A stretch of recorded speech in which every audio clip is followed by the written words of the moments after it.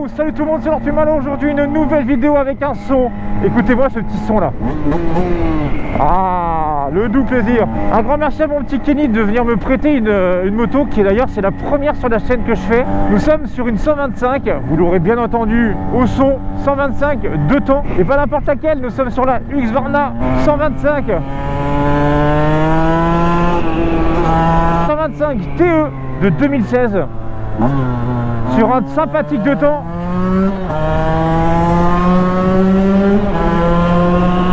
Ah, ça me rappelle ma jeunesse. Alors pour vous donner un petit peu les bails de cette moto là, on est sur une moto qui physiquement parlant, quand tu la regardes, tu as l'impression d'être de face à un 450. Genre réellement, tu... Ça a de la wesh hein. C'est une moto qui est très jolie, bien finie, vous allez voir à quoi elle ressemble avec le petit kit déco cul-de-bec qui lui va super bien. Alors la transmission a été changée pour une transmission un petit peu plus longue, donc les wheelings vont être un peu plus difficiles à faire parce qu'il l'a utilisé plus pour une transmission on va dire route. Forcément on est sur du 125 donc il n'y a pas de couple en bas.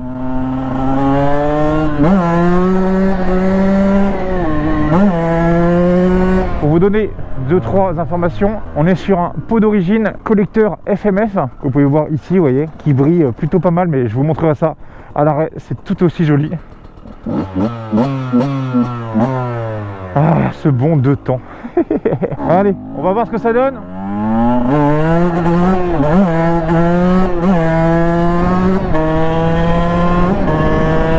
Mon mètre 90 trouve très vite ses marques.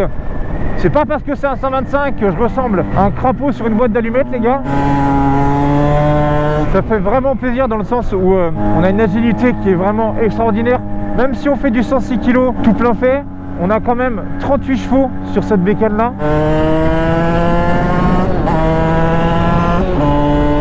Alors niveau freinage, c'est opéré par... Waouh! Oh la vache. Si tu veux faire des petits stoppies mon gars Alors comme j'expliquais, vraiment le freinage lui est opéré par un disque avant qui a été changé.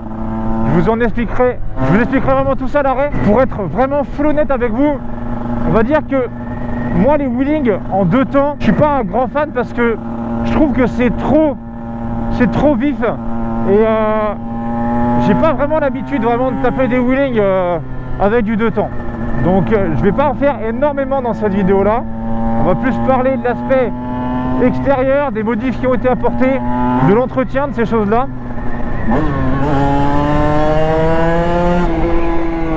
Ah là là, ça tire quand même hein. Pour un petit 125 de temps, ça tire plutôt pas mal même hein. Est-ce que les gars, juste comme ça là, on met pause tout de suite dans la vidéo, dites-moi si vous étiez là à l'époque où, si je vous dis WRF 450 et que je vous dis ça. Si je vous dis ça les gars, et ben voilà, c'est ce qu'il va falloir faire tout à l'heure. Il va falloir cliquer. Allez, on l'éteint. Bon, juste avant, on coupe le robinet d'essence, il m'a dit. Et voici la 125 TE 2016 de chez Husqvarna.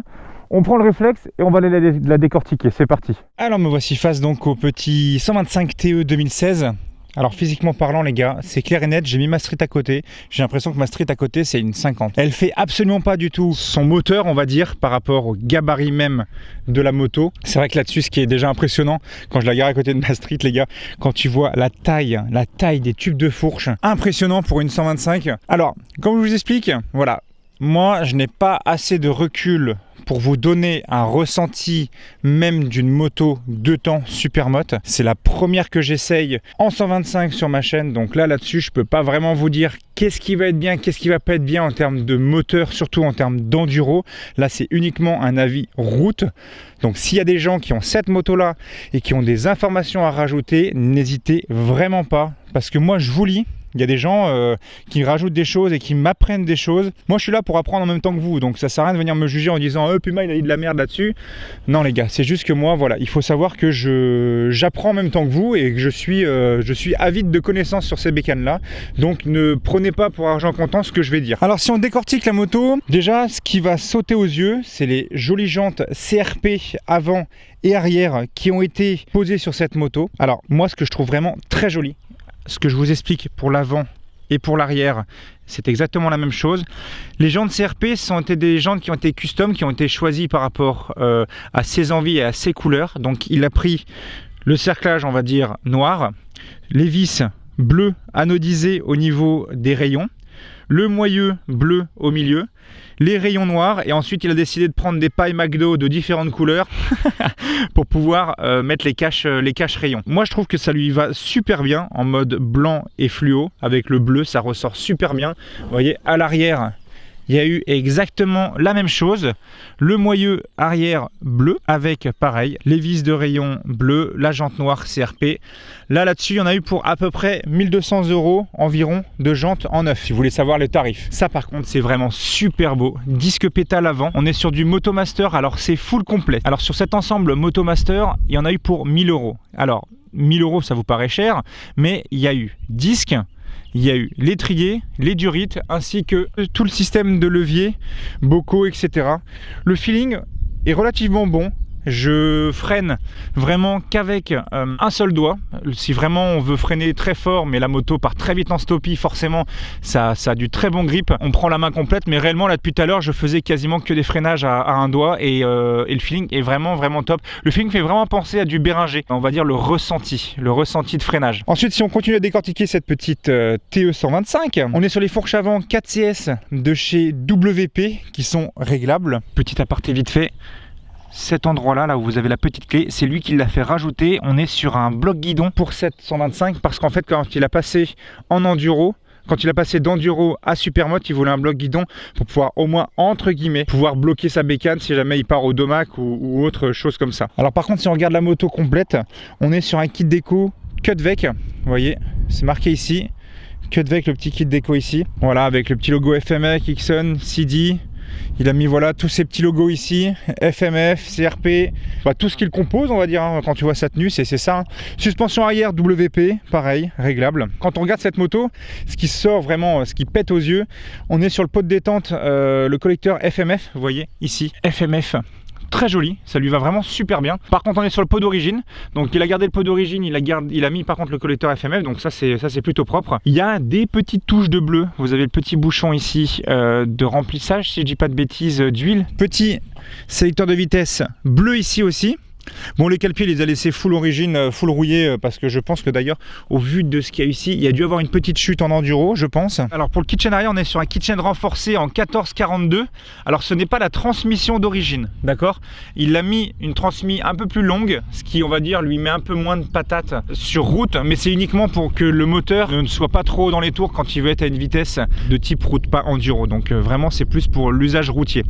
On a la petite dent de requin juste en dessous pour éviter d'avoir la chaîne qui déraille quand il y a des gros jumps ou des choses comme ça dans la forêt de base. Si je dis pas de bêtises, cette petite languette là, c'est la languette en fait où quand vous remettez votre béquille, vous venez en fait la fixer à l'intérieur. Ça permet de vous tenir la béquille quand vous faites de l'enduro pour éviter qu'elle se casse la gueule ou qu'elle vienne s'enclencher quand on est dans la forêt. Alors il m'a expliqué que quand tu es à l'arrêt, il faut que tu mettes ton réservoir d'essence sur off. Le carbu que vous avez ici, on est sur un carbu 38 K1. Alors K1, K-in, je sais pas comment on dit, moi je dis K1, bon peut-être que je me trompe, mais moi j'ai toujours dit ça comme ça. Ce qui me fait vraiment marrer, c'est que quand je regarde ça du 2 temps, on est obligé de mettre de l'huile, 2% d'huile dans le réservoir d'essence. On est voilà ces petits carbu 38, ça me fait vraiment penser on va dire à l'époque où moi j'étais avec ma petite XP6, pareil mon petit carbu 17.5, c'était vraiment stylé.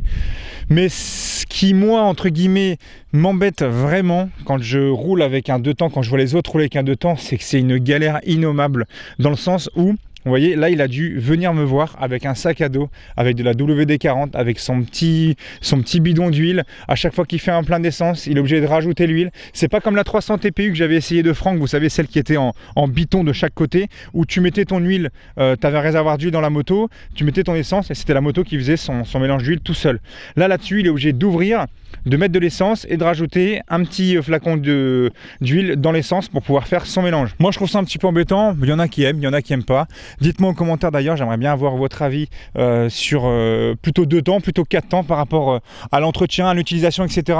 Comme je l'explique, moi ce que je trouve un petit peu chaud à gérer, c'est que le 2 temps c'est tout là-haut et c'est très vif. Et même si c'est un 125, là-haut c'est très vif. Mais un gros chapeau aux personnes qui font des wheelings et qui les gèrent de ouf en 2 temps, parce que pour moi vous êtes c'est ouf. Hein. de savoir gérer un wheeling en 2 temps, c'est ultra vif et il faut vraiment être serein parce que bon, le 4 temps, tu as quand même le temps de faire ce que tu veux, t'amuser tranquille à bas régime, ça part, c'est doux, c'est linéaire, c'est plus gérable. Le 2 temps, c'est en bas, il n'y a rien, en haut, ça déclenche et ça y va. Pour donner 2-3 informations par rapport à l'entretien de cette 125, il faut savoir que tous les 10 heures, c'est une vidange.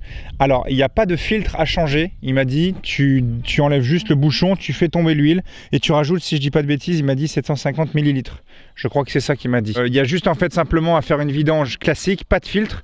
Par contre, tous les 60 heures, un piston à vérifier s'il doit être changé ou non. Donc voilà pour l'entretien.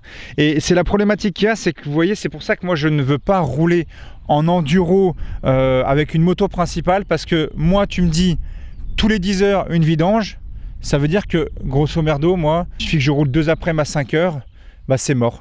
Tous les 2 jours j'ai une vidange à faire. Donc c'est pour ça que moi je suis pas fan de ce type d'entretien là. Si tu l'as par contre en moto plaisir à côté et que tu as une moto de route ou une moto qui est en 4 temps qui a besoin de moins d'entretien, ça il n'y a pas de problème, tu peux le faire. Mais utiliser cette moto là comme moto principale, moi je sais pas si c'est vraiment un bon choix. Après, justement, dites-moi en commentaire vous ce que vous en pensez, si vous avez vraiment les mêmes a priori que moi. J'ai envie d'avoir votre avis. Donc on est plaque phare avant un peu ici, clignotant d'origine. On a les pare-mains ici, nous sommes sur un mètre cylindre Magura, le petit rétroviseur Supermoto qui se replie comme d'habitude, clignotant gauche, clignotant droit. Vous n'avez pas la possibilité de la démarrer à l'électrique, vous la démarrez avec le joyeux kick, j'espère que je vais réussir à la démarrer tout à l'heure. Par rapport au compteur, vous voyez là vous avez un petit voyant à gauche clignotant gauche et droit c'est le même voyant. Alors pour moi la selle est d'origine puisque elle ressemble comme 2 gouttes d'eau à la selle du 501 de Xav qui l'a vendu, donc pour moi c'est du full origine. Après, par rapport au réservoir, le réservoir, il est sur du 11 litres de réservoir. Avec 11 litres de réservoir, il fait environ 100 km avec. 100 km, sachant que sur chaque plein qu'il fait, il doit rajouter de l'huile. Donc, c'est pour ça qu'il faut qu'il... C'est de l'entretien. C'est coûteux de rouler en 2 temps. C'est plus coûteux que de rouler en 4 temps. Par contre, il va y avoir la fameuse guerre de « Ouais, mais quand tu roules en 4 temps, tes pièces, si jamais ça casse, tes pièces te coûtent plus cher. Ton entretien te coûte plus cher par rapport aux 2 temps où ça coûte moins cher et que c'est plus régulier. » C'est vraiment une bataille entre les deux. N'allez pas vous fighter en commentaire, les gars. Mais moi, j'aimerais vraiment avoir vos avis là-dessus. Moi, je suis plutôt un fan du 4 temps. Et même par rapport au son, je préfère le gros brab du 4 temps que le son aigu d'une 125, même si voilà, je sais que certains aiment et ça je le respecte. Race, oh wow, I'm trapping on the way down. I'm grinding on like the holy rail and now hit the slows and go ham. Pray, oh no, I cannot take this slow. I'm grinding on like the holy rail and now hit the slows and go crawl. Yeah, race, oh wow, I'm trapping on the way down. I'm grinding on like the holy rail and now hit the slows and go ham. Yeah, pray, oh no, I cannot take this slow. I'm grinding on like the holy rail and now hit the slows and go pro. Yeah, please don't take that powder, you don't got no reason. Moving on top of mountains, homie got trapped, no breathing. Boo-boo in my cabin, she done met the challenge. Way back in my village, all my homies battling. Way back in my village, I get up like salmon. Yeah. Turn up in your city, I don't need no package.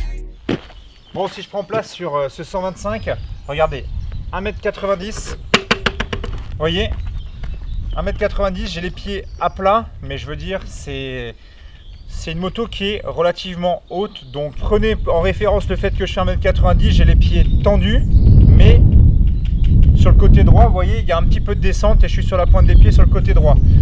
Donc, une fois qu'on est en position de roulage, voilà une position Supermoto. Donc forcément, on est sur une moto, une place. Je trouve pas que ça a une gueule de 50, on va dire, vous voyez. Que parfois, je teste des motos et c'est clair qu'on a l'impression que c'est des pocket bikes pour moi par rapport à ma taille et mon poids.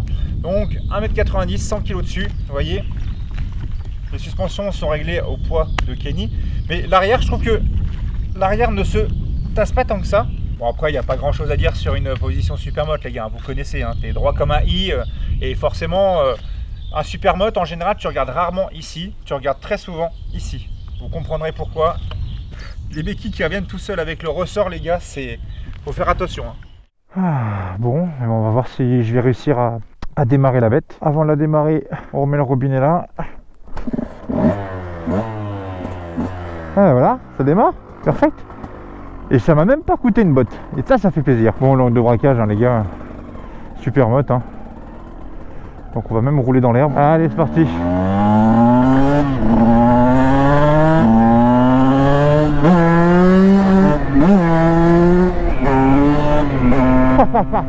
C'est le frein arrière qui m'a ramené, vous voyez?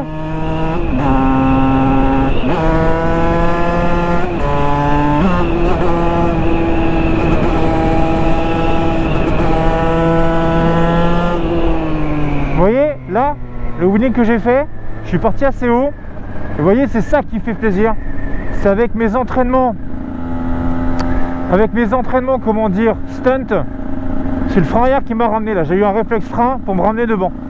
Vous voyez, c'est ça que je trouve un peu chaud quand même dans le fonctionnement du deux temps, c'est que c'est vraiment faut faire gaffe. Là-haut, ça part, hein. C'est assez violent. Alors on est sur une boîte 6 vitesses, donc c'est quand même plutôt pas mal. On va dire, quand vous allez faire de la route en mode SM. Tiens, le frein arrière, comment il est? Ok, laisse tomber, ça bloque tout de suite la roue arrière. De toute façon, vous avez bien remarqué tout à l'heure, le petit wheeling, c'est le frein arrière qui m'a ramené. Alors désolé toutes les personnes qui diront, oh putain, t'as une machine à wheeling entre les mains, tu fais pas de wheeling. Les gars, moi quand je fais des wheelings, les gars, c'est que je me sens capable, je me sens en confiance et que je sais que j'en suis capable. Le deux temps, ça m'a toujours un petit peu surpris.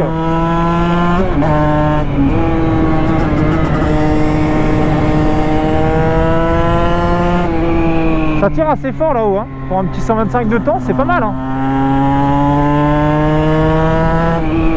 Moi, je sais pas trop en quel rapport trop me mettre. Et puis comme il a changé sa transmise, c'est un peu plus difficile pour lever. Tu sens que faut essayer de pomper. Hein. Mais mine de rien, là les suspensions, ça plonge pas tant que ça. Malgré le bon poids de bébé que je suis devant, j'ai un assez bon feeling dans le train avant. Le frein avant, les gars, ça vous freine. Ça vous freine excellemment bien la bécane. Hein. Il y a que 106 kg un peu. Il y a quasiment mon poids équipé à freiner en fait. Finalement, on est. Oula. Je vais éviter de faire peur à mes petits canards. Allez-y, faites attention sur la route les amis.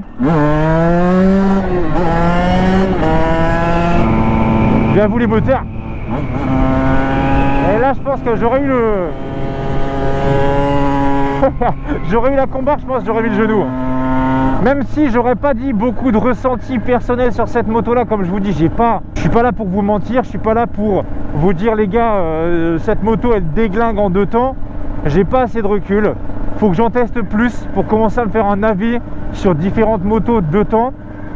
Mais j'ai pas du tout assez de recul sur le deux temps. Là c'est vraiment plus pour que vous puissiez voir à peu près comment ça fonctionne, que vous puissiez avoir des informations sur la bécane en termes de tarifs, en termes voilà, d'esthétique, que vous puissiez voir finalement avoir un rendu d'une moto TE 2016 sur YouTube. Vraiment, les personnes qui possèdent cette bécane là, marquez des choses en commentaire, et si je trouve un commentaire perspicace, je le mettrai en épinglé.